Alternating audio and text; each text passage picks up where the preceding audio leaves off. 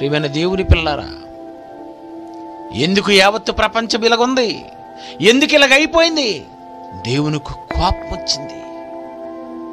దేవునికి నీ మీద కోపం వచ్చింది. నీ చేష్టలు బాలేవు, నీ ప్రవర్తన బాలేదు, నిజ దేవుణ్ణి ధిక్కరిస్తున్నావు నువ్వు. అందుకే దేవుడు కోపం వచ్చింది. దేవుని కోపం వస్తే ఎలా ఉంటది? నోవాహు కాలంలో జలప్రళయంలో సర్వనాశనం చేసి పడేసాడు.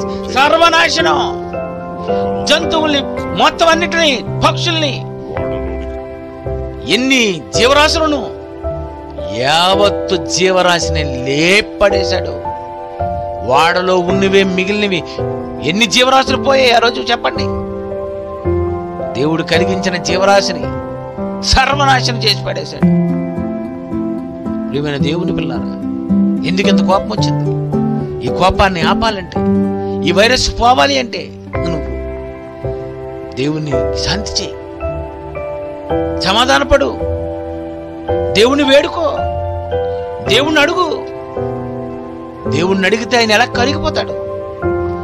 దేవుణ్ణి అడిగితే ఆయన ఎలా స్పందిస్తాడు?